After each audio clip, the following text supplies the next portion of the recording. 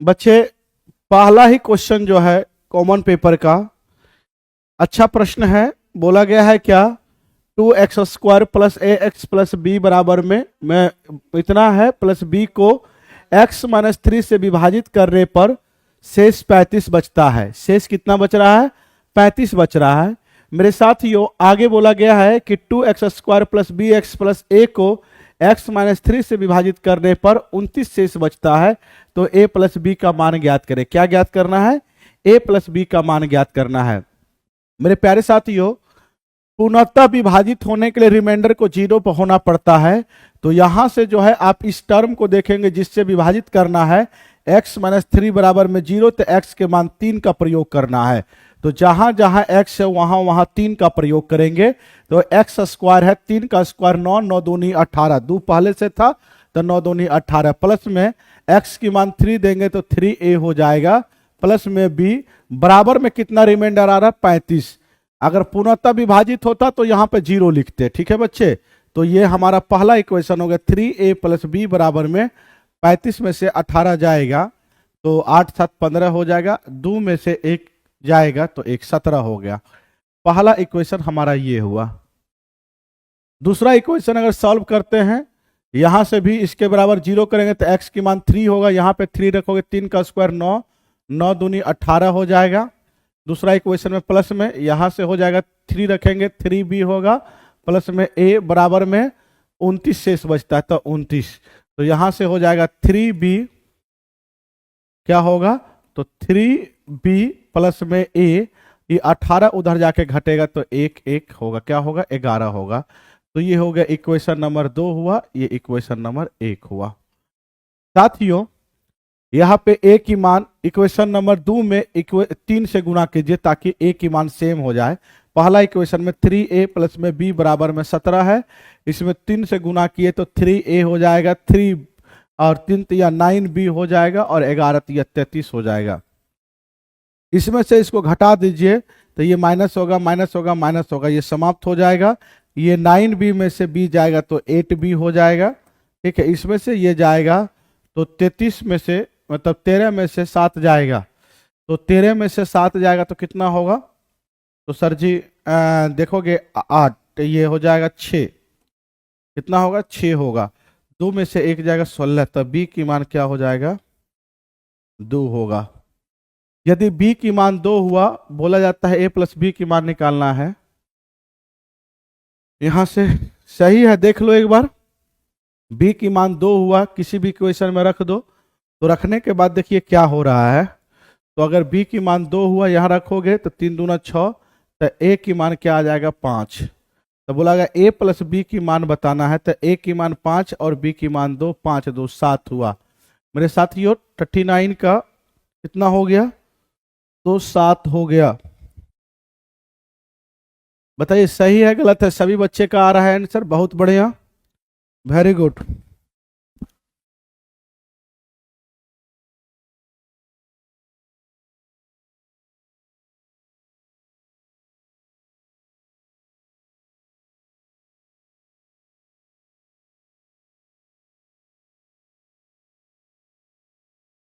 आगे बढ़ते हैं बच्चे।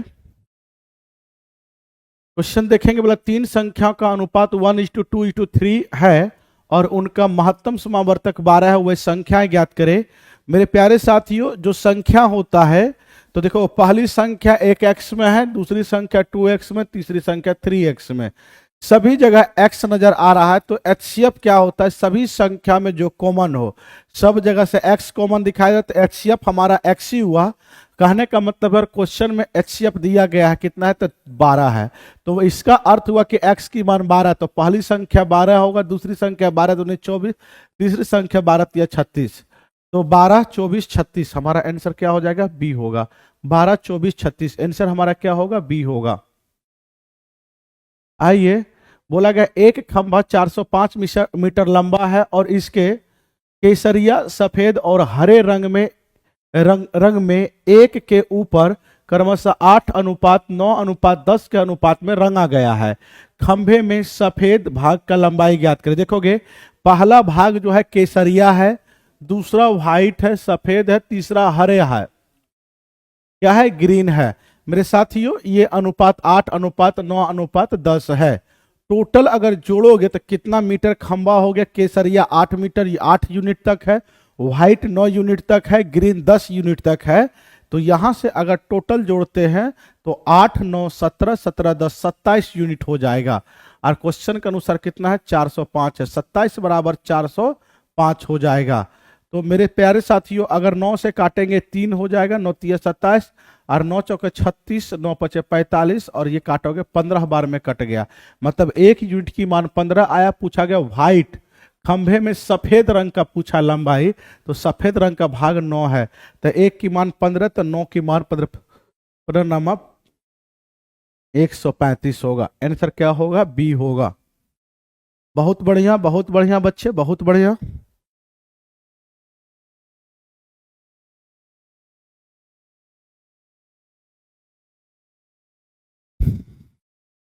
अगर 3 मित्र की आयु का माद 22 है, यदि 4 मित्र की आयु का माद 24 है, तो चौथे मित्र की आयु का आयु ज्ञात करें। 3 मित्र, मानिए 3 मित्र ए प्लस बी प्लस सी, तीनों का माद अगर 22 है तो योगफल होता है और माद गुना संख्या, औसत गुना संख्या, तो 22 या 66 हो जाएगा तीनों का योगफल।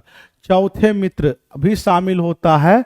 बोला गया चौथे मित्र की आयु ज्ञात करें। 4 मित्र का औसत a plus b plus c plus d 4 मित्र हो गया। 4 मित्र की औसत कितना है, तो 24 है। योगफल होगा 24 गुना 4, औसत गुना संख्या 24 चौके 96। मेरे प्यारे साथियों इक्वेशन नंबर 2 हुआ, इक्वेशन नंबर 1 हुआ। इसमें से ये घटा दीजिएगा तो ये कट जाएगा, ये कट जाएगा। कहने का मतलब अर्थ हुआ कि चौथा मित्र का बचेगा। ऊपर 3 मित्र और नीचे 4 मित्र, तो 4 मित्र का जो टोटल योगफल 96 आया और 3 मित्र का टोटल योगफल कितना आया, 66 आया। तो 96 में से 66 घटेगा तो चौथा यानी कि डी का हमारा एज निकल जाएगा, 0 होगा या 30 होगा। तो चौथे मित्र हमारा 30 वर्ष का था। बहुत ही सिंपल प्रश्न है, बहुत बढ़िया। सभी बच्चे का आंसर आ रहा है। ये बताओगे, बोला गया रानी ने अपने पास मौजूद धनराशि में से 6.25% खर्च कर दिया। उसके द्वारा व्यय की गई, मतलब खर्च की गई राशि 75 है। तो देखो खर्च की तुलना मेरे साथियों खर्च से करते हैं। आपने परसेंटेज में जो खर्च किया है, कितने परसेंट खर्च किया, तो 6.25% खर्च किया। और क्वेश्चन के अनुसार 75 खर्च हुआ है। दशमलव उड़ जाएगा, बट्टा में 100 आएगा, 25 चौके 100, 25 गुना 25 625, 25 या 75। ये इधर जाके 4 गुना हो जाएगा। कहने का अर्थ है 1% का मान हो गया 4 या 12। आप जानते हो कि दुनिया में कोई भी चीज 100% होता है, 100% की मान हो जाएगा 1200 होगा। मेरे साथियों हमारा जो उसके पास जो धन था रानी के पास, वो कितना था, 1200 था। कितना था, 1200 था। आ जाइए, बोला गया है एक विक्रेता 1 रुपया में 12 वस्तु खरीदता है और 20% लाभ प्राप्त करने के लिए 1 रुपया में कितने वस्तु बेचनी चाहिए। मेरे साथियों एक तो तरीका यह है कि 20% का लाभ करना है, तो प्राइस की कीमत बोला गया 20% का फ्रैक्शन मान होता है 1/5, 5 की वस्तु है और उस पर 1 लाभ करना है तो 6 में वस्तु बेचा जाएगा। ठीक है, ये लाभ हो गया। तो प्राइस का उल्टा आर्टिकल होता है 6:5 होता है। मतलब जब दाम बढ़ाओगे तो वस्तु घट जाएगा, 6 से 5 हो जाएगा। तो प्रारंभ में आप 6 वस्तु बेच रहे थे या 6 वस्तु खरीद रहे थे और यहाँ से 12 है, तो यही 6 बराबर में 12 हो जाएगा, 1 बराबर में 2, तो यही 5 बराबर में 5 दूनी 10 वस्तु आपको बेचना पड़ेगा, तब की जो है 20% का लाभ हो। ठीक है, यह तो 12, देखो सेकंड मेथड 12 वस्तु खरीदा गया तो खरीदना मतलब 100%।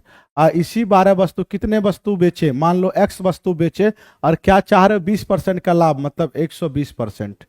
ये हो गया। इससे भी बनाओगे तो बन जाएगा। इससे काटोगे, परसेंट से परसेंट कटा, 0 से 0 कटा, 12 से 12 कट गया, यहां से केवल 10 बचाता है। x बराबर में 10, मतलब 10 वस्तु रखना पड़ेगा। खरीदना मतलब 100% होता है, खरीदना मतलब 100% होता है।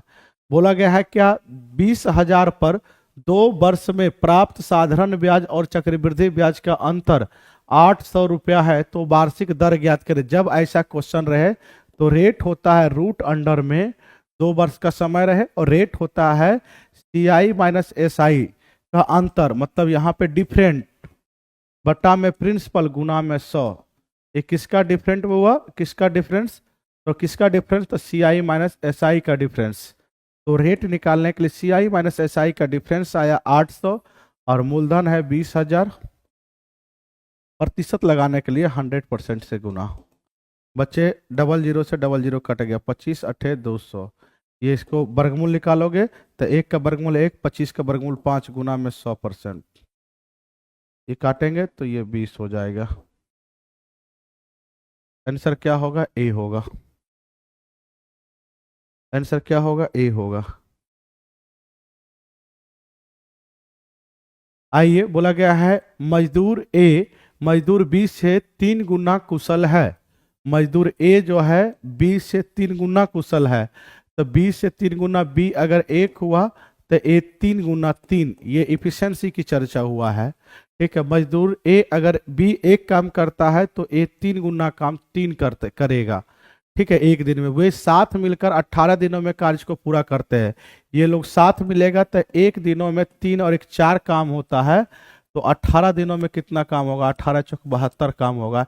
ए अकेला उस काम को कितना दिनों में करेगा, 72 है। ए एक दिन में 3 काम करता है, 72 काम करने में कितना लगेगा बउआ, इस 3 से काटोगे 3 दूनी 6, 4 से 24 दिया 72, 24 दिनों में कार्य समाप्त हो जाएगा। चलिए, आज मैथ्स की क्लासेस यहीं पे समाप्त हो जाता है। अब इसके बाद आपका आर्ट्स पेपर होगा। क्या बच्चे बताओगे, मैथ्स में कोई समस्या है तो बताओगे। कैसा लगा आप मुझे इसकी जानकारी जल्दी से दो, जल्दी से बताओ। मैथ्स में कोई तरह का दिक्कत हुआ, कोई तरह का और समस्या है तो बताओ कैसा लगा। सबसे पहले इसकी जानकारी मुझे चाहिए। अच्छा लगा मैथ्स या दिक्कत भी हुई है। एक जानकारी और मैं दे दूं आपको कि रात में 9 बजे से प्लेटफॉर्म चैनल पे, प्लेटफॉर्म रेलवे चैनल पे हम बिल्कुल फ्री क्लासेस लेकर आए हैं, चाहे कॉमन पेपर हो, पीआरटी हो। ठीक है, सभी के लिए बहुत ही इंपॉर्टेंट, आप उस बैच में जोड़ सकते हो। CISI वाले में रहने दीजिए, एक मिनट रहने दीजिए। CISI वाले में एक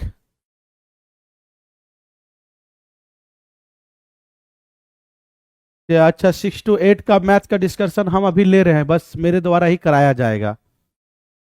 CISI वाले प्रश्न में कुछ नहीं है, 6 to 8 का मैथ हम ही ले रहे बुआ, अभी लेंगे। ये डायरेक्ट फार्मूला होता है रेट का। जैसे रेट जब निकालना रहे तो 2 वर्ष का समय रहे तो स्क्वायर रूट करते हैं, 3 वर्ष का समय रहे तो क्यूब रूट करते हैं। लेकिन यहाँ पे CI माइनस SI का डिफरेंट दिया है, तो रेट निकालने के लिए याद रखोगे, जब CI/SI का डिफरेंट दे दे और मूलधन दे दे तो रूट अंडर में होता है डिफरेंट बटा में प्रिंसिपल गुना में 100। तो डिफरेंस कितना है CI माइनस SI का 800 और मूलधन कितना है 20,000। अब कर दिए, हो गया, निकल गया है। ठीक है, चलिए बउआ, मिलते हैं अब आपसे नेक्स्ट क्लास में। ठीक है, 6 to 8 का मैथ हम जा रहे हैं, अभी स्टार्ट हो जाएगा 6 बजे से। हेलो विद्यार्थीगण, मैं इसके कश्यप प्लेटफॉर्म बाय नवीन सिंह के इस मंच से आप तमाम विद्यार्थी का स्वागत करता हूं। कैसे हैं आप लोग और आपकी शैक्षणिक कार्य किस प्रकार चल रही है। हर एक प्रश्न को पूरी तरह स्पष्ट रूप से समझकर तार्किक रूप से हल करते हैं। आइए हम लोग उसको देखें कि किस प्रकार से तार्किक रूप से विश्लेषणात्मक तरीके से हर एक प्रश्न को क्यों और कैसे के साथ विश्लेषण किया जा सकता है, और हर एक प्रश्न पर न्यूनतम 3 से 5 क्वेश्चन की जानकारी को प्राप्त किया जा सकता है यदि प्रश्न उस प्रकार का करंट अफेयर्स को छोड़कर। तो भारतीय क्रिकेटर यशस्वी जायसवाल ने किस देश के खिलाफ अपना पहला टेस्ट शतक बनाया। अभी आप देखिए, भारत का मैच जो है सो ऑस्ट्रेलिया में चल रहा है और आज आपका चौथा टेस्ट का चौथा दिन समाप्त हुआ है। तो ये ऑस्ट्रेलिया में जो पहला टेस्ट खेला जा रहा था, ऑस्ट्रेलिया में जो पहला टेस्ट मैच खेला जा रहा था, उसी टेस्ट में उन्होंने शतक लगाया, अर्थात वो मैदान क्या नाम था, पर्थ। तो पर्थ का वो मैदान था जहां कि उसने अपना शतक लगाया। और अभी ऑस्ट्रेलिया में सीरीज चल ही रहा है। अभी आगे क्या होता है, कल देखिए भारत अपने विजय अभियान पर आगे बढ़ता है। जीत हार का फैसला तो होना ही है। बिम्स्टेक, बिम्स्टेक की स्थापना कब हुई? तो इसकी स्थापना हुई 1997 में। बिम्स्टेक का मुख्यालय कहां है? तो मुख्यालय है ढाका। बिम्स्टेक का सदस्य देश कौन कौन है? तो भारत,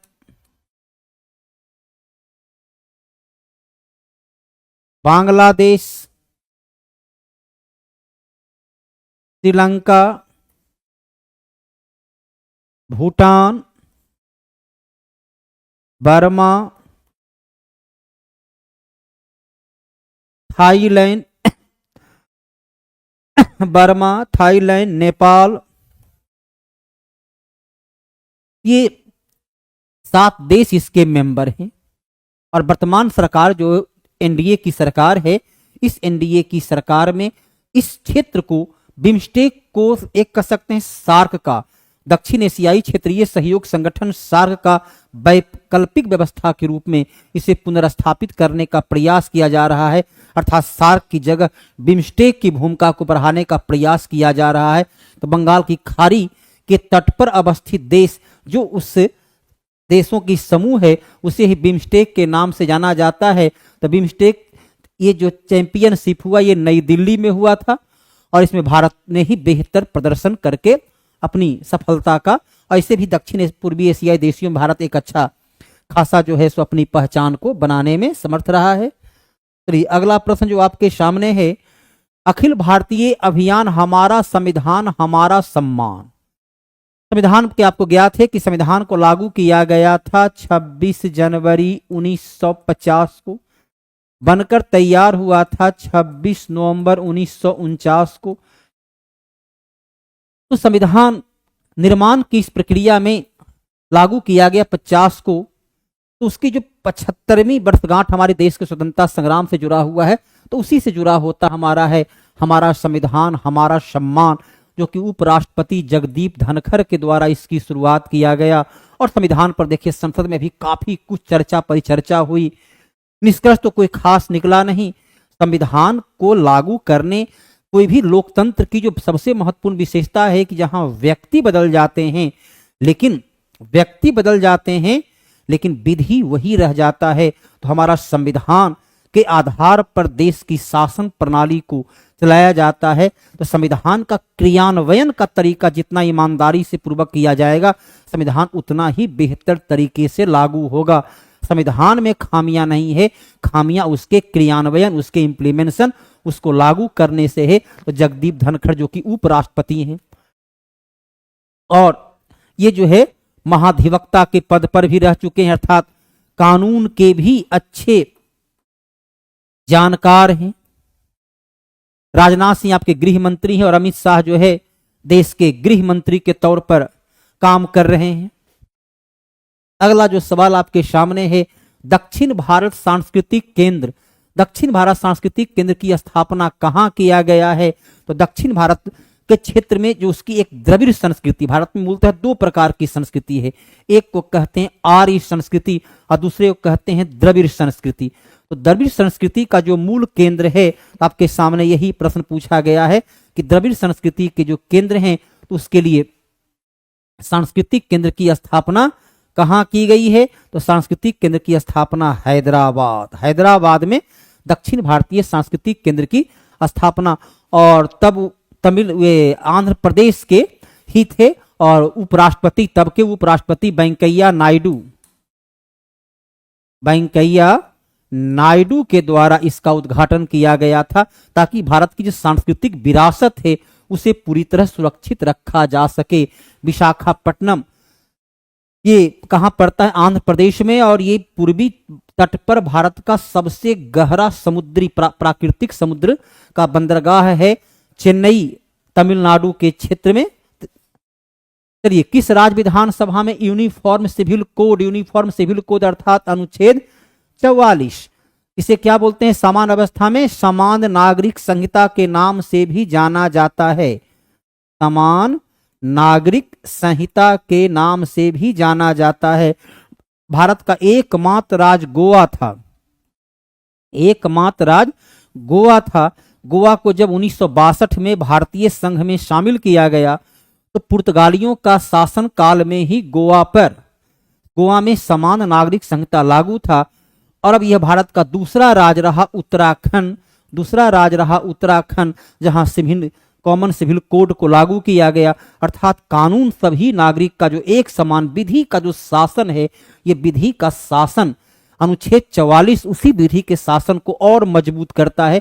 अभी हमारे देश में बहुत सारे जो हैं वो धर्म पर आधारित हैं, बहुत सारे हैं धर्म पर, इस्लाम, मुस्लिम पर्सनल लॉ, ईसाई पर्सनल लॉ, जबकि हिंदू के लिए हिंदू कोड बिल वो कानून के आधार पर है। तो कहता है कि सभी धर्म के लिए एक प्रकार की विधि संहिता हो, एक प्रकार की न्याय संहिता हो, धार्मिक और सामाजिक कानून नहीं बल्कि समान कानून, जो लोकतंत्र की परिचायक है, लोकतंत्र की समानता के सिद्धांत के अनुकूल है। तब भारत में गोवा और उत्तराखंड दो ऐसे राज्य हो गए जहां समान नागरिक संहिता को लागू किया गया है। और ये संविधान का अनुच्छेद 44 राज्य का नीति निर्देशक तत्व के अंतर्गत आता है।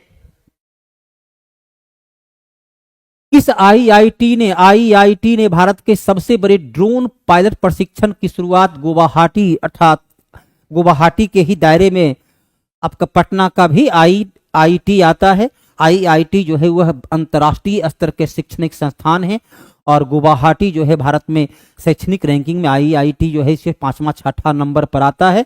काफी बेहतर वहां पर व्यवस्था है। तो आईआईटी, तो इसमें कुछ विशेष बतलाना है नहीं ड्रोन पायलट के बारे में। 3 दिवसीय अंतर्राष्ट्रीय गीता महोत्सव कोलंबो में आयोजित किया गया। इसका उद्देश्य यह है, गीता की जो सार है, कर्मण्येवाधिकारस्ते मा फलेषु कदाचन, गीता ये सभी धर्मों का कह सकते हैं एक प्रकार का निचोड़ है, जहां व्यक्ति की कर्म और व्यक्ति का उद्देश्य, व्यक्ति की जीवन का लक्ष्य को इसमें बड़े ही सरलता के साथ परिभाषित किया गया है। तो गीता का उपदेश किसी भी मानवीय जीवन की पहलू को विकास के लिए, आध्यात्मिक पहलू छोड़ दीजिए, राजनीतिक पहलू, उसकी सामाजिक पहलू, उसकी सांस्कृतिक पहलू का बेहद ही सुंदर दर्शन उसमें प्रस्तुत किया गया है। तो गीता के उपदेशों से, ऐसे भी श्रीलंका में बौद्ध धर्म प्रचलित है, कभी वहां भी हिंदू धर्म का प्रचलन हुआ करता था। रायसीना डायलॉग का किस संस्करण का आयोजन किया गया? रायसीना डायलॉग की शुरुआत होती है 2016 से। रायसीना डायलॉग की जो शुरुआत होती है वो 2016 ईस्वी से इसकी शुरुआत होती है।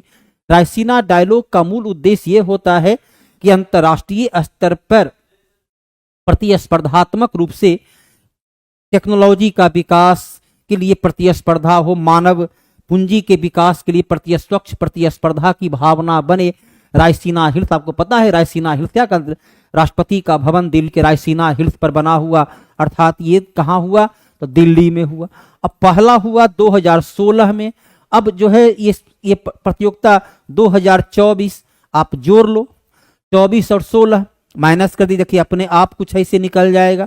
तो क्या हो गया, 14 में 6 गया 9, 14 में 6 चला गया 9, देखिए क्या हो जाएगा। तो ये जो है सो आपका आयोजन कैमा था, तो ये 9वीं आयोजन थी।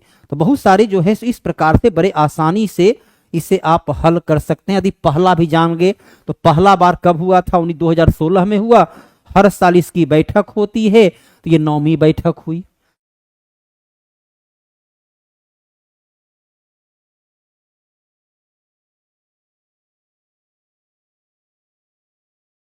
बीएससी शिक्षक 40 दंगल बैच साइंस स्पेशल लेकर मात्र 399 में सुजय सर आपके सामने उपस्थित होंगे, ताकि हर प्रश्न के हर पहलू को बेहतर और सरल तरीके से आपके सामने परिभाषित करते हुए। चलिए फिर साइंस क्वेश्चन देखिए, सुजय सर ही आपको इसके बारे में बहुत ही सरलता से बतलाएंगे। और आगे आइए, अब आप जो है सो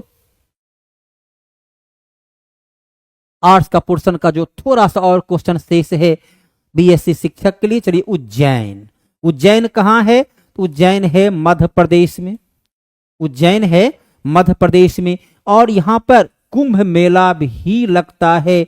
आप महाकालेश्वर भगवान शिव के ज्योतिर्लिंग में एक महाकालेश्वर की मूर्ति के लिए जाना जाता है।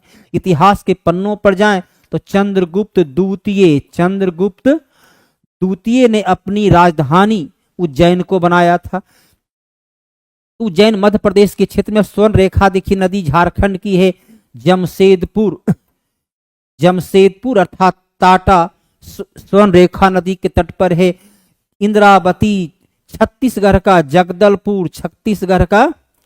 जगदलपुर इंद्रावती नदी के तट पर है। इंद्रावती नदी जो है इंद्रावती नदी ये गोदावरी नदी की सहायक नदी है। उड़ीसा से निकलती है, गोदावरी नदी में जाकर के ये मिल जाती है। तो छिपरा नदी के तट पर अवस्थित है उज्जैन, जो महाकालेश्वर मंदिर के लिए फेमस है। 12 वर्ष में लगने वाला कुंभ मेला भी वहां लगता है। इतिहास के पन्नों पर भी उसकी महत्ता है। गुप्त मौर्य काल में यह अवंती उज्जैन उसकी राजधानी हुआ करता था। मौर्य के पहले की बात आए, चंड प्रद्योत यहाँ का राजा था, जो गौतम बुद्ध से बौद्ध धर्म में दीक्षित हुआ था। उष्ण कटिबंधीय वन शोध अनुसंधान। उष्ण कटिबंध, उष्ण मतलब क्या होता है? गर्म। तो गर्म का जो वन है, गर्मी वाले वन क्षेत्र का शोध संस्थान कहाँ है? अब देखिए हैदराबाद में सीधा है भारतीय वन, हैदराबाद में जो है वो है भारतीय वन अनुसंधान। केवल यदि वन अनुसंधान रहता तब उत्तर हो जाता हैदराबाद। तो हैदराबाद तो आपका खत्म हो जाता है, क्योंकि वहां केवल और केवल वन अनुसंधान क्षेत्र है। हैदराबाद में क्या है? तो हैदराबाद में केवल वन अनुसंधान क्षेत्र है। और यहां पर जो है उष्ण कटिबंधीय वन जो है वह आपके कोई विकल्प यहां है नहीं। तो वो वाकई में कहां है? वो है जबलपुर में है। जबलपुर कहां पड़ता है? ये मध्य प्रदेश में। इससे भी आपको पता है कि भारत में क्षेत्रफल की दृष्टिकोण से सबसे अधिक वन जो है वो मध्य प्रदेश में ही पाया जाता है। 77,000 वर्ग किलोमीटर से अधिक क्षेत्र में वन पाया जाता है। पीजीटी पॉलिटिकल साइंस को ऑफलाइन बैच स्टार्ट हो गया है। नहीं बाबू, उसको ललिता जी उसके लिए तय तारीख जो किया गया है 2 तारीख की जगह उसको बढ़ा करके 6 तारीख कर दिया गया है, ताकि टेस्ट की व्यवस्था भी हो। तो 6 तारीख से बैच चलेगा। तो चूंकि वर्ष का पहला दिन बहुत सारे विद्यार्थी उस उत्सव में शामिल होते हैं, इसलिए अगले महीना वर्ष के 6 तारीख से बैच चलेगा। और पॉलिटिकल साइंस का मैं आपको पढ़ाऊंगा, जहां बारीकी से तमाम थिंकर के विचारों को सामने रखते हुए भारतीय संविधान और विश्व के संविधानों के थिंकर की विचारों को आपके सामने रखते हुए प्रस्तुत किया जाएगा। तो 6 तारीख से उसकी शुरुआत होगी। और जबलपुर में 1878 में ही इसकी स्थापना किया गया था। हैदराबाद वर्तमान समय में कहाँ की राजधानी है? तो तेलंगाना की राजधानी है। जनगणनाओं द्वारा अनुपालित प्रणाली के लिंग के अनुपात प्रत्येक 1000 पुरुष पर महिला की संख्या कितनी है? तो महिला की संख्या प्रत्येक 1000 पुरुष पर महिला की संख्या भारत में 943 है, बिहार में 916 है। तो अलग अलग जगह यह अलग अलग है। 1000 पुरुष पर महिला कभी भी 10 पुरुष या 100 पुरुष पर नहीं होती है। और इसमें जितने अधिकांश डाटा जो होता है, पीजीटी ऑफलाइन बैच कब से है बताए तो बाबू? पीजीटी ऑफलाइन बैच जो है राहुल कुमार वो 6 जनवरी से उसकी शुरुआत कर रहे हैं। 6 जनवरी से सुदर्शन कुमार, चलिए मेरे समनाम सुदर्शन कुमार कश्यप हम हैं। सुदर्शन कुमार जी, हाँ जबलपुर मध्य प्रदेश में है। तो मैंने क्या लिखा है बाबू? मैं जबलपुर, देखिए मध्य प्रदेश तो ही लिखा है, एमपी। जबलपुर मध्य प्रदेश में है, नर्मदा नदी के तट पर है। जहां का फेमस जो पर्यटन स्थल है वो है धुआंधार जलप्रपात। और मध्य प्रदेश का हाईकोर्ट भी जबलपुर में ही अवस्थित है। मध्य प्रदेश का हाईकोर्ट भी जबलपुर में ही अवस्थित है। चलिए नीलगिरी भारत का जो ये है सबसे पहला, भारत का पहला देखिए ही है नीलगिरी 1986। अब 4 देखिए विकल्प 1 में ही है। 4, 3 नंदा नीलगिरी कहाँ है? तो ये हो गया तमिलनाडु। नंदा देवी कहाँ है? नंदा देवी हो गया उत्तराखंड। नंदा देवी कहाँ हो गया? उत्तराखंड। सुंदरबन, सुंदरबन कहाँ है? तो वेस्ट बंगाल। और कंचनजंगा कहाँ है? तो सिक्किम। कंचनजंगा सिक्किम। कंचनजंगा और नंदा देवी जो है पर्वत चोटी भी है और वहां पर प्राकृतिक पर्यावरण भी प्रचुर मात्रा में। सर सीट स्टेट का एग्जाम कब होगा इसके बारे में तो मुझे जानकारी नहीं है, उसके बारे में नवीन सर ही बेहतर तरीके से बतला सकते हैं। चलिए मैं एसके कश्यप आपसे जानना चाहता हूं कि जो पढ़ाया जा रहा है उसमें कोई प्रॉब्लम, कोई डाउट, कोई कंफ्यूजन, कोई समस्या? जादू गोरा में यूरेनियम है। जादू गोरा पड़ता है कहां पर? झारखंड के क्षेत्र में है। तो यहाँ पर यूरेनियम यहाँ से प्राप्त होता है। जादू गोरा के अलावा चलिए भी आंध्र प्रदेश में यूरेनियम का भंडार मिलने की संभावना। इसे बिहार के गया में भी, बिहार के गया में भी, बिहार के गया, बिहार का 6 तारीख से ही सभी बैच शुरू होगा। राहुल कुमार पीजीटी का पॉलिटिकल साइंस हो, मैथ हो या अदर विषय जो है वो सभी 6 तारीख से पूर्णतः नया बैच की शुरुआत हो जाएगी। 6 तारीख वो तारीख तय किया गया है पीजीटी के तमाम बैच की, इसलिए 6 तारीख की तारीख तय की गई है। छत्तीसगढ़, छत्तीसगढ़ का देखिए लौह इस्पात केंद्र के लिए जाना जाता है। मध्य प्रदेश बालाघाट, मध्य प्रदेश का जो है बालाघाट अन्य ये खदान के लिए ही प्रसिद्ध है। निम्नलिखित द्रविड़ियन प्रजाति, द्रविड़ भारत में मैंने बतलाया 2 प्रकार की संस्कृति है। उत्तर भारत की जो संस्कृति है वो आर्य संस्कृति है, दक्षिण भारत की जो संस्कृति है वो द्रविड़ संस्कृति है। द्रविड़ संस्कृति का सबसे महत्वपूर्ण केंद्र क्या होता है? तमिलनाडु। द्रविड़ भाषा जो है केवल दक्षिण भारत में, उत्तर पूर्वी में जो है वो इंडो ऑस्ट्रियन अर्थात जो मणिपुर, मेघालय, मिजोरम है। यूरेनियम की आपूर्ति करने हेतु यूरेनियम जो है उससे बिजली का निर्माण होता है। भारत में बहुत कम यूरेनियम है। अभी भी अपनी जो परमाणु ऊर्जा के निर्माण के लिए हमें ऑस्ट्रेलिया से, अमेरिका से या अन्य देशों से यूरेनियम की मांग करनी होती है। थोड़ा सा भारत में यूरेनियम जो है सो जादू गोरा में, हल्का सा थोड़ा सा राजस्थान के क्षेत्र में है, थोड़ी जो है सो ये बिहार में गया में मिलने की संभावना व्यक्त की गई है। भू प्रॉपर्टी पर 98% भाग 8 तत्व का बना है। सबसे अधिक देखिए ऑक्सीजन, सबसे अधिक जो है ऑक्सीजन 43.80%, सिलिकॉन 27.72%,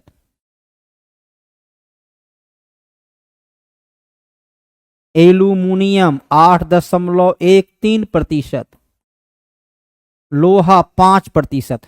ये 4 सबसे महत्वपूर्ण तत्व होते हैं। 8 में जो है ये 4 सबसे महत्वपूर्ण तत्व होते हैं। उसके अलावा इसमें है सोडियम, पेट्रोलियम, मैग्नीशियम, लेकिन कार्बन उसमें नहीं होता है। ये 4 सबसे महत्वपूर्ण तत्व है, कार्बन का वहां नहीं है। कार्बन तो लोहा कोयला से प्राप्त होता है। आज विद्यार्थी की उपस्थिति कम है, क्यों? रविवार का दिन है तो आज तो और अधिक उपस्थिति होनी चाहिए। किन्हीं विद्यार्थी कोई कंफ्यूजन तो नहीं? आई एम न्यू स्टूडेंट, कोई दिक्कत नहीं निक्कू जी। जहां से आप पढ़ रहे हैं हर एक प्रश्न अपने आप में नया होता है। क्या जो बतलाया जा रहा है अच्छी तरह से कंसेप्ट बन रही है, समझ में आ रहा है, इसको देखना है। निम्नलिखित स्थान पर दिन और रात का तापमान में व्यापक अंतर कहां होता है? देखो केरल तो सालों भर गर्म रहने वाला क्षेत्र है। इसे भी आपको पता है कि कर्क रेखा जो भारत के लगभग 2 भागों में बांटती है, तो कर्क रेखा के जो दक्षिण का भाग होता है यह उष्ण कटिबंध था, सालों भर वह गर्म होता है। और उत्तर का जो भाग होता है वह शीतोष्ण कटिबंध के क्षेत्र में पड़ता है। शीतोष्ण कटिबंध जहां ठंडा और गर्मी दोनों देखने को मिलती है। तो अंडमान निकोबार देखिए ये क्या हो गया? तो दक्षिण हो गया, केरला दक्षिण हो गया। थार मरुस्थल राजस्थान के क्षेत्र में, जैसलमेर, जोधपुर, ऐसे भी रेत बालू बहुत जल्द गर्म होती है और बहुत जल्दी ठंडा होती है। जहां टेम्परेचर मई में वहां 48-48 डिग्री चल जाती है, लेकिन रात्रि को वहां बिना चादर ओढ़े आप सो नहीं सकते हैं, क्योंकि बालू जितना जल्दी गर्म होती है उतनी जल्दी ठंड भी हो जाती है। तो दिन और रात के ताप में अंतर मरुस्थलीय क्षेत्र में देखने को मिलता है। Poverty and un-British rule in India के लेखक हैं। 1868 में यह पुस्तक लिखा गया। Grand old man of India दादा भाई नेहरू इस पुस्तक में इन्होंने ये सिद्ध किया कि किस प्रकार से भारतीय धन इंग्लैंड जाता है और वही धन फिर कर्ज के रूप में वापस भारत आता है। इन्होंने ड्रेन ऑफ वेल्थ, धन निकासी का सिद्धांत, इन्होंने जो सिद्धांत दिया उसे कहा गया धन निकासी का सिद्धांत दिया गया। इन्होंने सिद्ध किया कि भारत की प्रति व्यक्ति आय एक वर्ष में औसत 20 रुपया है। भारत की प्रति व्यक्ति आय एक वर्ष में वार्षिक, एक वर्ष में भारत के लोग मात्र 20 रुपया कमा पाते हैं।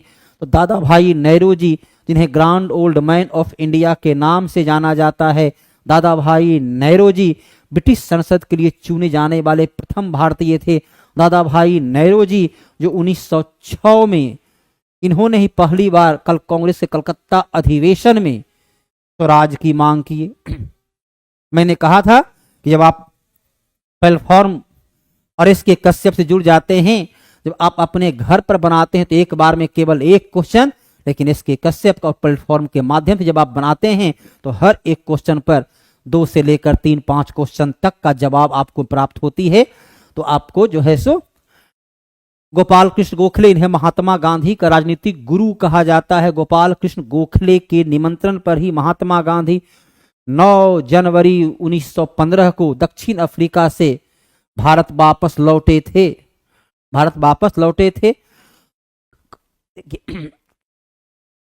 कांग्रेस का पहला अध्यक्ष थे WC बनर्जी, दूसरा अध्यक्ष थे दादा भाई नेहरू तीसरा अध्यक्ष थे बदरुद्दीन तैयब चौथा अध्यक्ष थे जॉर्ज यूले, है ना। इस एक्ट के द्वारा ईसाई मिशनरी की गतिविधियां पर लगी रुकावटों को हटा दिया गया। रेगुलेटिंग एक्ट कब आया था? 1773। इस एक्ट के द्वारा बंगाल के गवर्नर को गवर्नर जनरल के नाम से जाना जाने लगा। इस एक्ट के द्वारा कलकत्ता में सुप्रीम कोर्ट के नाम से एक न्यायालय की स्थापना किया गया। ब्रिटिश इंडिया एक्ट आया 1784। इस जो है सो रेगुलेटिंग एक्ट की जो कुछ खामियां थी इसमें सुधार किया गया। जहां रेगुलेटिंग एक्ट में दिया गया था गवर्नर जनरल की सलाह के लिए एक परिषद होगी, परिषद में 4 सदस्य होगा। तो 84 में क्या कर दिया, 4 को जो है घटा करके 3 सदस्य का परिषद कर दिया गया। 1793 का चार्टर एक्ट 1793 का जो चार्टर एक्ट आया, पहली तो बात है 1793 का जो चार्टर एक्ट है तो पहला 1793, दूसरा 1813, तीसरा 1833, चौथा 1853। तो 1793 के चार्टर एक्ट के माध्यम से भारत में सबसे महत्वपूर्ण परिवर्तन किया गया कि जो उसमें अस्थाई बंदोबस्त था उसको व्यवहारिक रूप से बंगाल बिहार में लागू कर दिया गया। लेकिन यहां पर उत्तर क्या होगा? उत्तर होगा वो 1813 का चार्टर एक्ट। 1813 का चार्टर एक्ट से यहाँ की शुरुआत होती है। 1813 के चार्टर एक्ट के द्वारा ईसाई मिशनरी को भारत में कहीं भी 1774 में हाई कोर्ट नहीं बाबू, सुप्रीम कोर्ट था। एलिजा एम्प्रे उसके प्रथम मुख्य न्यायाधीश थे।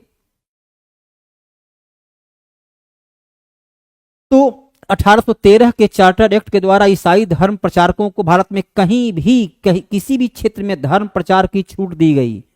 1813 के चार्टर एक्ट के द्वारा भारत में शिक्षा के लिए 1 लाख रुपया वार्षिक खर्च करने का प्रावधान किया गया। 1813 के चार्टर एक्ट के द्वारा इंग्लैंड के नागरिकों को भारत में अस्थायी रूप से जमीन संपत्ति खरीदने का अधिकार दिया गया।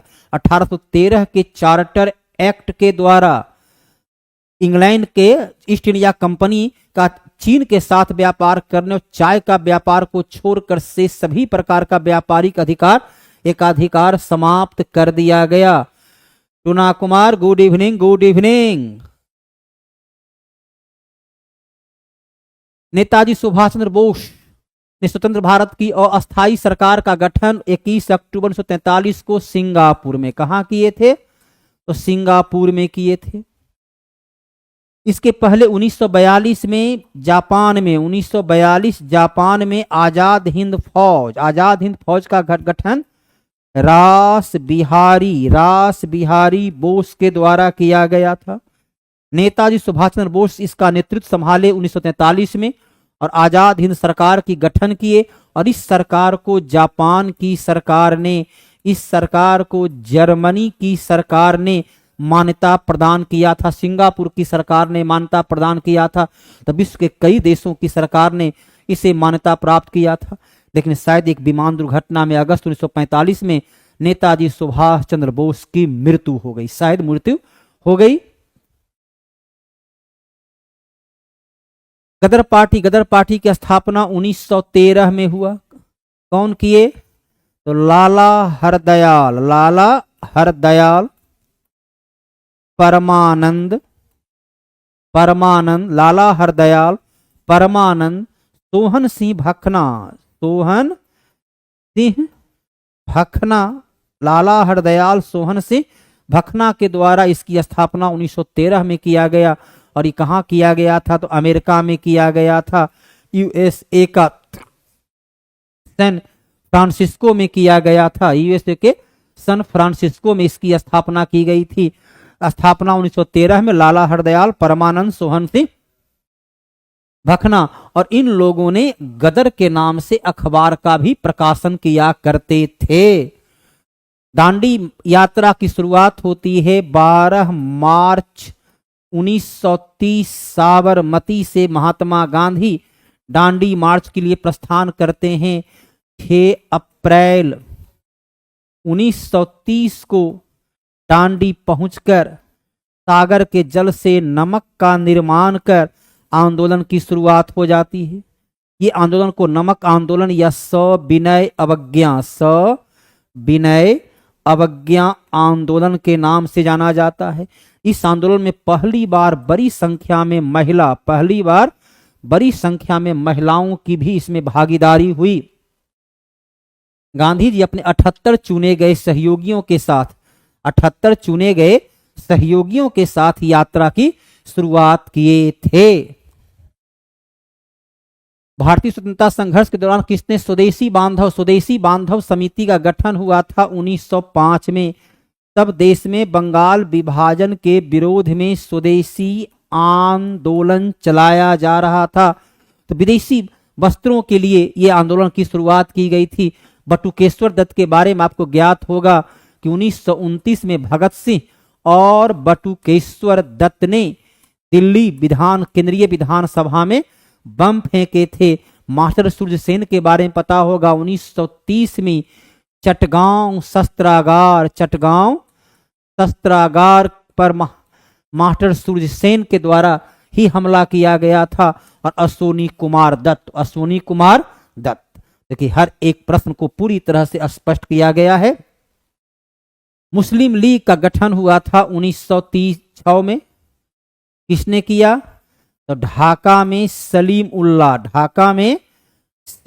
उल्लाह एवं आगा खां के नेतृत्व में इसका गठन किया गया। मुस्लिम लीग ने मुक्ति दिवस क्यों मनाया? जब 15 नवंबर 1939 को सभी कांग्रेसी सरकार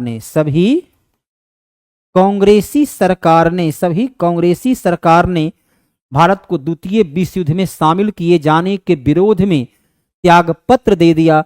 तब जो है उस खुशी के उपलक्ष्य में नवंबर में त्यागपत्र दिए। तब जो है 22 दिसंबर 1939 को मुस्लिम लीग ने मुक्ति दिवस मनाया कि चलो सरकार से कम से कम, यदि मैं सरकार में तो कम से कम आज कांग्रेसी सरकार से तो हमें मुक्ति मिली। हम लोग अपने दुख से नहीं बल्कि दूसरे की खुशी से चिंतित होते हैं। इसका उदाहरण जो है यहाँ पर यह भी देखने को मिलता है। तो कांग्रेसी सरकार के त्यागपत्र देने के उपलक्ष्य में मुस्लिम लीग ने मुक्ति दिवस का आयोजन किया था 1939 में।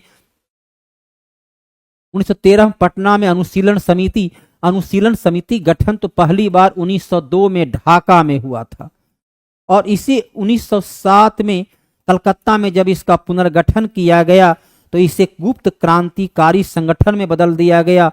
और सत्येंद्र सान्याल इसकी एक शाखा पटना में 1913 में स्थापित किए।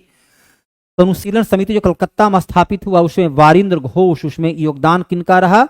तो वारिंद्र घोष, भूपेंद्र दत्त का महत्वपूर्ण योगदान रहा। विद्यार्थी यदि पढ़ाई बेहतर लगे तो लाइक करना, शेयर करना ना भूलें, लाइक करना, शेयर करना ना भूलें। आज की क्लास को हम लोग यहाँ विराम देते हैं। अब सुजय सर के साथ आप जो है साइंस के मजा लीजिए। धन्यवाद।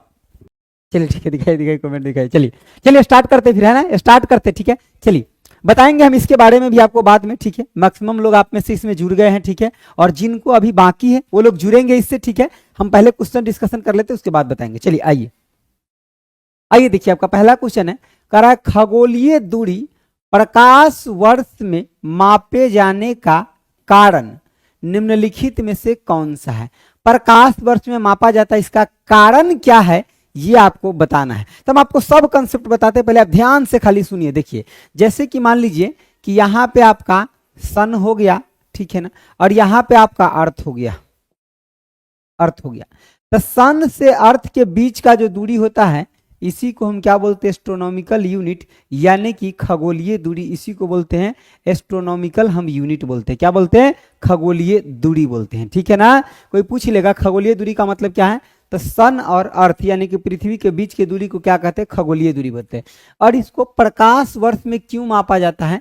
क्योंकि प्रकाश का चाल हमेशा क्या होता है? सदैव आपका एक समान होता है। प्रकाश का चाल क्या होता है? आपका एक समान होता है, यानी कि प्रकाश की गति, स्पीड जो होता है सदैव आपका एक समान होता है। और ये कितना होता है प्रकाश का चाल, हमको ये बताइए। अगर ये प्रकाश है तो इसका चाल आपका कितना होगा?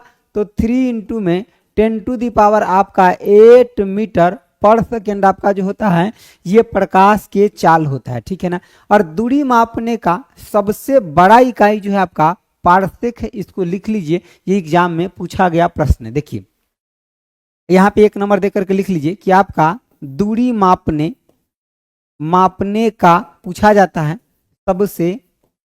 सबसे आपका बड़ा इकाई जो है आपका, इकाई या यूनिट लिख लीजिए। ठीक है ना,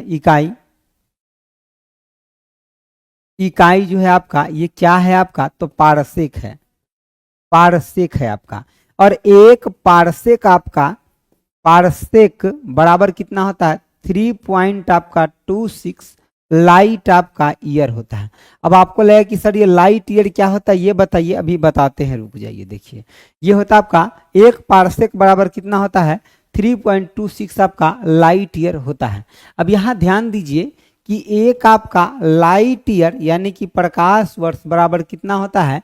तो यानी कि आपका 4.96 इंटू में 10 टू दी पावर आपका 15 आपका मीटर आपका होता है। ठीक है ना, 10 टू दी पावर आपका क्या होता है? तो 15 आपका मीटर होता है। इस बात को आपको ध्यान रखना है। और ये भी पूछा जाता है कि प्रकाश वर्ष जो है आपका ये किसका इकाई है? तो ये आपका लाइट ईयर जो है आपका दूरी का यूनिट है। किसका? आपका दूरी का आपका इकाई है। समझ गया बातों को? तो इतना बात आपको यहाँ से ध्यान रखना है। और लाइट ईयर जो होता है प्रकाश द्वारा निर्वात में 1 वर्ष में तय किया गया आपका दूरी है। सर कभी, हाँ मैं दोनों पढ़ाता हूँ, ध्यान रखो, मैं कंप्यूटर भी पढ़ाता हूँ और साइंस भी पढ़ाता हूँ, दोनों पढ़ाता हूँ। ठीक है, आपको कंसेप्ट समझ में आना चाहिए, बाकी आपको ये नहीं देखना है कि मैं पढ़ाता क्या हूँ। आपको जो पढ़ाऊंगा वो नीट एंड क्लीन समझ में आएगा और सब कंसेप्ट समझ में आएगा। इस बातों पर ध्यान रखें। ओह ठीक है, मैंने 4 पॉइंट लिखा, 9.46 होता ना। ओह ठीक, क्या बोले आप?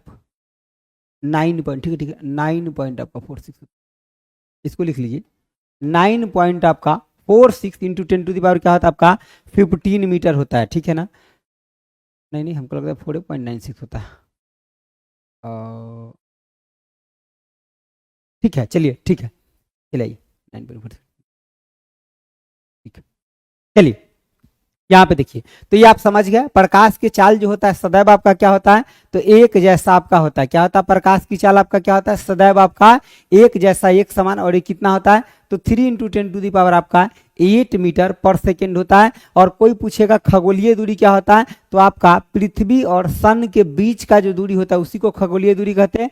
और लाइट ईयर क्या होता है, तो प्रकाश द्वारा 1 वर्ष में तय किया गया दूरी होता है, ठीक है ना। चलिए ठीक है, ओके ओके, ठीक है। चलिए यहाँ देखिए, चलिए आगे देखिए। आगे आपका दूसरा क्वेश्चन है, इसको समझिए जरा ध्यान से, इसको देखिए। कह रहा है कि मनुष्य की आंख में प्रकाश तरंग किस स्थान पर स्नायु यानी कि उद्योगों में परिवर्तित आपका होता है। जब भी ये हिंदी वाला क्वेश्चन आपको अगर ज्यादा डिफिकल्ट लगे तो आपको एक बार, हाँ ठीक है, तो आपको एक बार इस क्वेश्चन को अंग्रेजी में भी आपको पढ़ना है। किसमें, अंग्रेजी में। देखिए कितना आसान भाषा में लिखा है। कह रहा एट आपका विच प्लेस इन द आपका ह्यूमन आई लाइट वेव आपका कन्वर्टेड इनटू आपका क्या, नर्व इंपल्स। मतलब लाइट वेव जो आपका आ रहा है ना, ये कन्वर्ट होता है किसमें आपका, तो नर्व इंपल्स में जो आपका कन्वर्ट होता है, ठीक है। तो ये कहाँ होता है डियर, ये आपका रेटिना पर होता है। और ध्यान रखना है कि ह्यूमन आई में जो आपका प्रतिबिंब बनता है यानी कि जो इमेज बनता है वो रेटिना पर ही बनता है। यानी कि आपका प्रतिबिंब बोलिए या आप इमेज बोलिए, ये कहाँ बनता है आपका, रेटिना पर ही बनता है आपका। समझ गए बातों को, कहाँ बनता है, रेटिना पर बनता है। और जो प्रतिबिंब बनता है वो कैसा बनता है ये समझिए, ये कैसा बनता है आपका, तो ये आपका वास्तविक और कैसा बनता है आपका, तो उल्टा बनता है। कैसा बनता है आपका, वास्तविक और उल्टा बनता है। और कहाँ बनता है, रेटिना पर बनता है। अच्छा आप यहाँ एक कॉर्निया देख रहे हैं, इसको ध्यान से देखिए। ह्यूमन आई में जो डोनेट करने वाला पार्ट होता है वो कॉर्निया होता है। ये क्या होता है आपका, कि डोनेट आपका करने वाला आपका जो पार्ट होता है ये क्या होता है आपका, कॉर्निया होता है। ये पूछा जाता है एग्जाम में, दोनों ध्यान रखना है अच्छे से। समझ गया बात तो, चलिए इतना बात आप यहाँ से ध्यान रखें। और ह्यूमन आई जो होता है ये कौन सा लेंस होता है आपका, तो ये आपका उत्तल लेंस होता है। कैसा लेंस होता है आपका, उत्तल लेंस। उत्तल लेंस का आपका आकार कुछ ऐसा होता है, ठीक है ना। ये आपका ह्यूमन आई का लेंस ऐसा ही होता है। अगला क्वेश्चन को देखिए, कह रहा है क्या आपका क्वेश्चन कह रहा है कि सामान्यतः टीवी रिमोट यानी कि कोई भी जो रिमोट है ना, उस रिमोट के अंदर से जो सिग्नल निकलता है ये कौन सा होता है। रिमोट कंट्रोल में उपयोग की जाने वाली जो आपका तरंग है ये कौन सा तरंग है। सबसे पहले यहां ध्यान से देख लीजिए कि 7 को आपका इलेक्ट्रोमैग्नेटिक वेव होता है यानी कि विद्युत चुंबकीय तरंग होता है। उसी में से आपका एक ये रिमोट कंट्रोल के अंदर भी आपका होता है, ठीक है। अरे नहीं, वास्तविक इमेज बनता है, रेटिना पर जो इमेज बनता है वो उल्टा और वास्तविक होता है।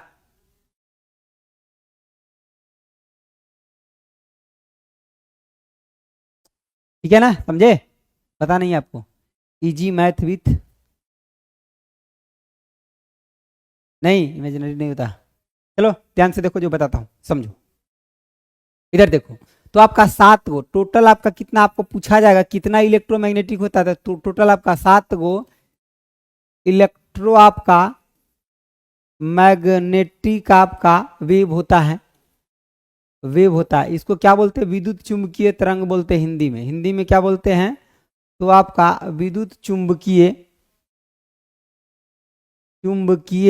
तरंग कहते हैं। इसको क्या बोलते हैं, विद्युत चुंबकीय तरंग बोलते हैं। ये कौन कौन होता है साथ में देखिए, जैसे कि आपका सबसे ऊपर में गामा यानी कि रेज होता है, उसके बाद आपका एक्स किरण होता है यानी कि रेज होता है, उसके बाद आपका यूवी रेज होता है, उसके बाद आपका विजुअल रेज होता है, ठीक है। उसके बाद आपका क्या होता है, इंफ्रा आपका यानी कि रेज होता है, उसके बाद आपका माइक्रोवेव होता है, और फिर आपका रेडियो यानी कि रेडियो आपका वेव होता है। यही 7 वो आप याद रखेंगे। बाकी आपका जो भी बच गया वो नॉन इलेक्ट्रोमैग्नेटिक आपका वेव होगा। समझ गए बातों को, सब आंसर आप लोग उल्टा पुल्टा दे रहे हैं सर आप, क्यों ऐसा क्यों लग रहा है मुकेश, ऐसा क्यों लग रहा है।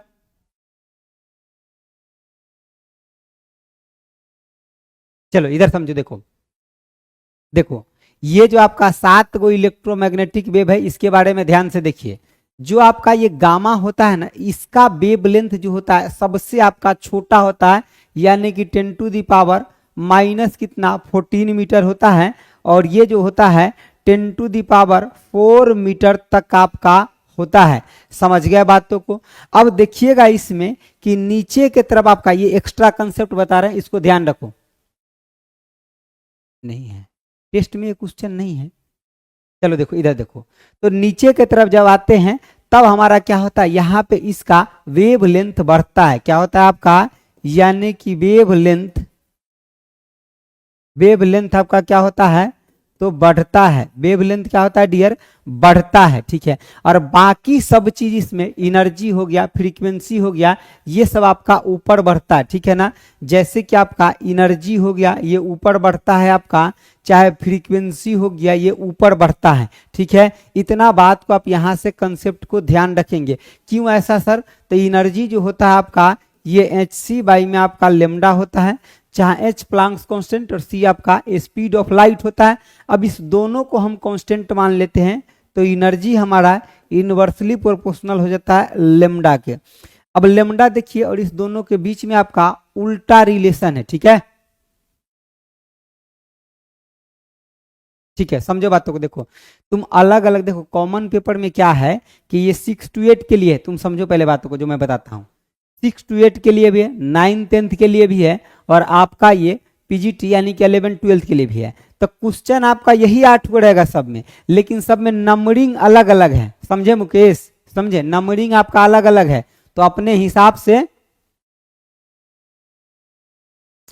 तुम बात ही नहीं समझ रहे, सबका नंबरिंग अलग अलग है, अलग अलग पेपर में। समझे बात, ठीक है ना, नंबरिंग आपका अलग अलग है, लेकिन इसी को आप मतलब इधर उधर करके देख लेंगे तो आपको, जैसे कि मैं 6 to 8 में से उठाऊंगा, 9th 10th में होगा, इसका नंबरिंग बदला हुआ होगा, लेकिन क्वेश्चन यही होगा।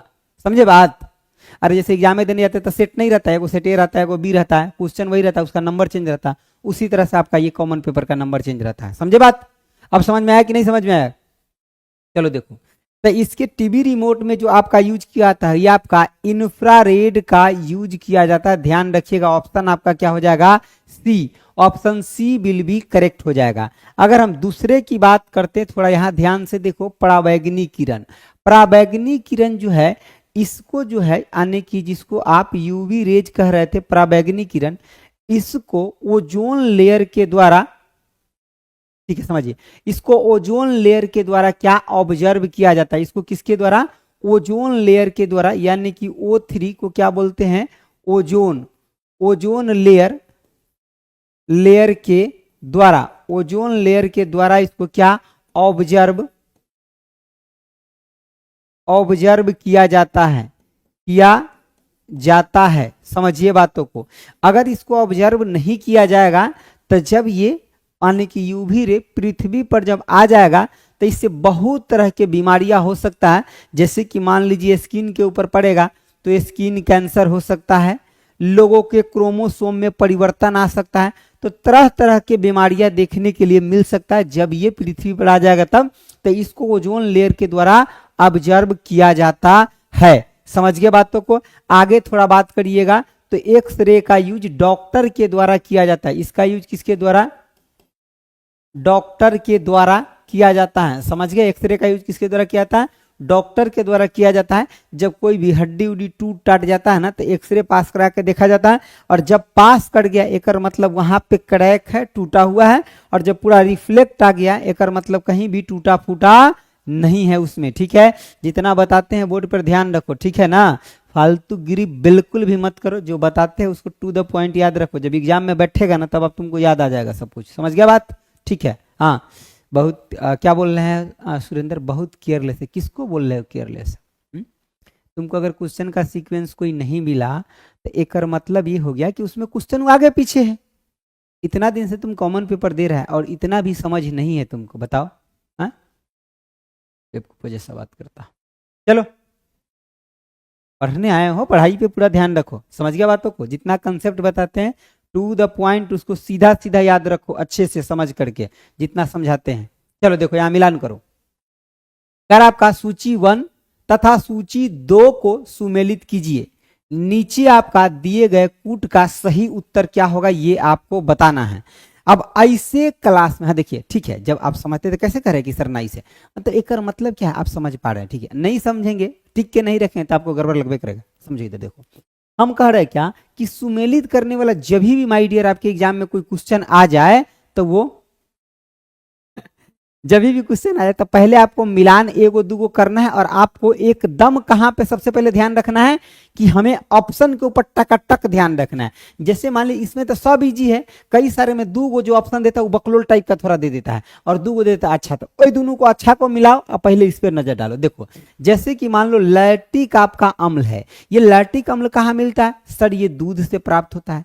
एसिटिक अम्ल हो गया, और आपका मान लो कि साइट्रिक, दोनों में तनका कंफ्यूज करे तो कोई बात नहीं, रुको। ब्यूटेरिक अम्ल के बारे में तो बड़ी अच्छा से याद होगा कि सर ये जो है यानी कि दुर्गंध युक्त जो मक्खन, जैसे कि मान लीजिए मक्खन निकाल के वो कोहिया में रखते जाते हैं, और जब वो पुराना हो जाता है ना तो एक अटले खट्टा टाइप के स्मेल आने लगता है ना, तो ये हो जाएगा। अच्छा सर दूगो से हमारा बात बन जाएगा। देखो तो एक का 3 और डी का आपका 2 है, तो ए का 3 और डी का 2, अरे नहीं बात बना सर, इधरो है और इधरो, कोई बात नहीं, एक बार और मिला के देखें। देखो जो भी आपका यहाँ पे ठीक है ना, देखो अब एसिटिक अम्ल कहाँ मिलता है, सिरका में, और जो भी आपका सिट्रिक अम्ल है ये आपका नींबू में, यानी कि खट्टे फल में आपका साइट्रिक अम्ल मिलता है। जो भी खट्टा फल है ना या खट्टा सब्जी जो कुछ भी है उसके अंदर आपका क्या मिलता है, तो साइट्रिक अम्ल मिलता है। साइट्रिक से आप साइकिल समझ लो, ठीक है, और जो भी खट्टा सामान उमान है उसको साइकिल पर पीछे रख के ऐसा मान लो कि लेकर के जा रहे हैं, तो थोड़ा सा तुम याद रख सकते। देखो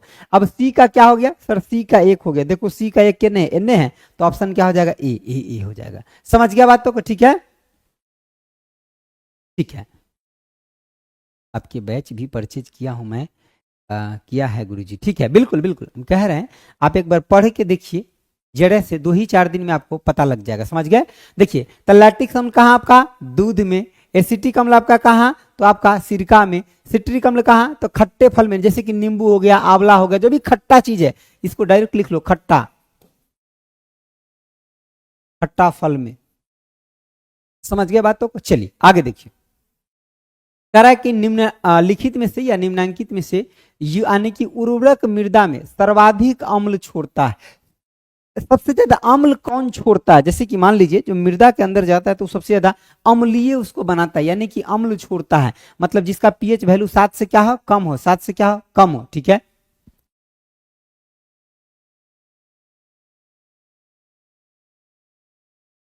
चलिए इधर समझिए, देखिए तो आपका अमोनियम सल्फेट जो होता है, ध्यान दीजिए, जो आपका अमोनियम सल्फेट होता है ये आपका एसिडिक होता है, यानी कि सर्वाधिक अम्लीय पैदा करता है कहाँ, आपका मृदा के अंदर। समझ गए बातों को, सर्वाधिक अम्लीय पैदा करता है। और देखिए नाइट्रिक जो आपका अमोनियम नाइट्रेट, इसका यहाँ पे बहुत ज्यादा कोई रोल नहीं, और यूरिया को हम कहाँ जमीन में डालते हैं, इसके वजह से जो फसल होता है उसके अंदर थोड़ा सा मतलब जैसे कि एगे इंस्टेंट एनर्जी के रूप में यूरिया का इस्तेमाल करते हैं फसल में, यानी कि उससे मतलब उसके विकास दर में जल्दी से अगर तेजी लाना है तो हम यूरिया का भी इस्तेमाल करते हैं, ठीक है। हालांकि सर्वाधिक जो अम्लीय बनाता है मृदा को वो कौन बनाता है, आपका अमोनियम सल्फेट बनाता है, ठीक है ना।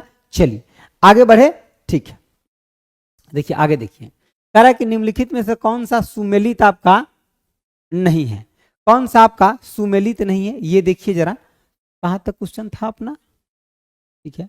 51, 52, ठीक है, 53, 54, कितना नंबर क्वेश्चन तक साइंस है, 54 तक, हाँ 54 तक, ठीक है।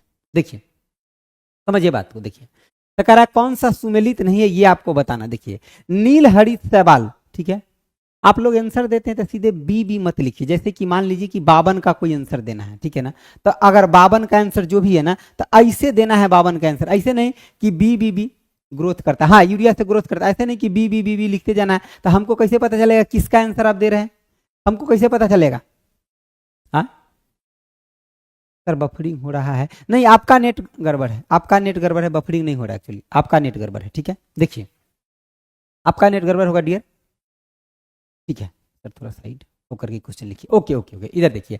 तो आपका देखिए कहला सुमेलित नहीं है, तो सबसे पहले क्वेश्चन में तो आपको यही ध्यान रखना है कि कौन सुमेलित है और कौन नहीं। नील हरित शैवाल जो है आपका ये धान के खेत से आपका, सही बात है, राइजोबियम जो है आपका ये मटर, जैसे कि मान लीजिए कि मटर या कोई भी फलीदार पौधा होता है ना, तो उसके जड़ में, 52 का आंसर ए दे रहे, गलत गलत, ये नहीं होगा। देखो जैसे कोई भी फलीदार पौधा होता है ना, तो उसके जड़ में आपका राइजोबियम नामक जीवाणु होता है, जो जैसे कि जो इन्वायरमेंट के अंदर जो नाइट्रोजन है ना, तो वो तो डायरेक्ट पौधा ले नहीं सकता है, तो उसको वो कन्वर्ट करता है, जो गैसीय नाइट्रोजन होता है ना, उसको वो मतलब जैसे कि उर्वरक के फॉर्म में उसको बना देता है, ताकि वो पौधा अच्छे से वो ले पाता है और वहां उपज पाता है। वो समझ गए बातों को, तो ये भी समझ। लेकिन ये कह रहा है एजोला आपका मक्का से नहीं, ये आपका गलत है, ऑप्शन आपका सी, ये आपका गलत है, ठीक है ना। मक्का का इस्तेमाल हम जैसे कि इथेनॉल प्रोडक्शन में किया जाता है, ध्यान रखिएगा। मक्का का इस्तेमाल कहाँ, इथेनॉल, इथेनॉल प्रोडक्शन में किया जाता है, प्रोडक्शन में किया जाता है। कहाँ पे, इथेनॉल प्रोडक्शन में मक्का का इस्तेमाल जो है ये किया जाता है, ठीक है ना। ठीक है, नवीन सर से रिक्वेस्ट है कि हिस्ट्री पॉलिटी का डेली टेस्ट डिस्कशन करवाइए और जीएस का भी। ओके सर, तक ये मैसेज आपका पहुंच जाएगा। चलिए आगे देखिए, 53 नंबर कह रहा है कौन से आपका परिवर्तन में एंजाइम आपका जो है यानी कि ट्रिप्सिन उत्प्रेरक का कार्य करता है। ट्रिप्सिन उत्प्रेरक का कार्य करता है, बताइए।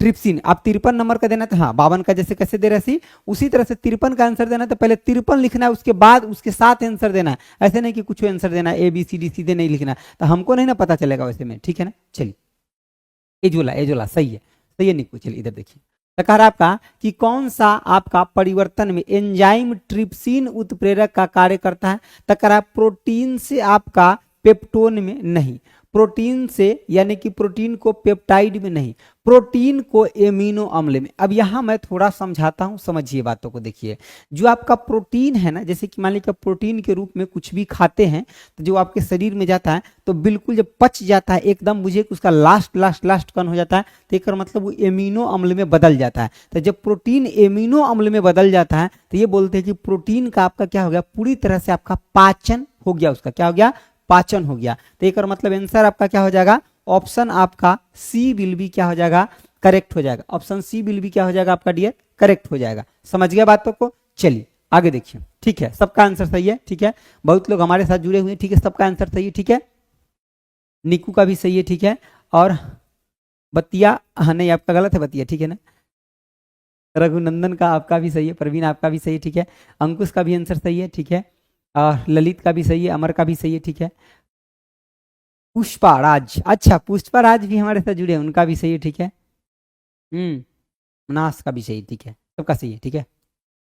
मैं ऑनलाइन में सर मैथ, ठीक है। चलिए आगे देखिए, देखिए आगे देखिए, करा कि हृदय के धड़कन को नियंत्रित करने के लिए निम्नलिखित में से कौन सा खनिज आवश्यक है।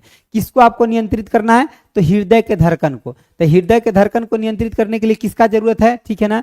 कुछ लोग सोडियम दे रहे हैं, ठीक है, और कुछ लोग और भी कुछ देंगे क्या, हाँ कुछ लोग सोडियम दे रहे हैं, कुछ लोग पोटेशियम दे रहे हैं। सोडियम की जरूरत नहीं होता है, सोडियम ने देखिए, सोडियम को हम Na से दिखाते हैं, ठीक है ना, और ये इसका एटॉमिक नंबर आपका 11 होता है। और सोडियम और पोटेशियम, देखिए इसका आंसर क्या होगा आपका, पोटेशियम। लेकिन सोडियम और पोटेशियम दोनों ऐसा धातु है, ये दोनों क्या है आपका, तो धातु है। और इस धातु को, सोडियम और पोटेशियम को, और एक और होता है लिथियम भी, sodium potassium and lithium, lithium, ये सब के सब आपका मेटल है। और इस तीनों को हम चाकू से काट सकते हैं, ये बहुत ज्यादा सॉफ्ट धातु होता है, ठीक है। इसको सबको चाकू से हम काट सकते हैं, इन सब धातु को, इन सब धातु को, यानी कि धातु को क्या कर सकते हैं, तो चाकू से काट सकते हैं, ठीक है ना, यानी कि काट सकते हैं, क्या कर सकते हैं, चाकू से काट सकते हैं। इसका आंसर होगा क्या, ऑप्शन आपका सी हो जाएगा। यानी कि हृदय के धड़कन को नियंत्रित करने के लिए हम पोटेशियम का इस्तेमाल करते हैं, ठीक है ना, ठीक है। चलिए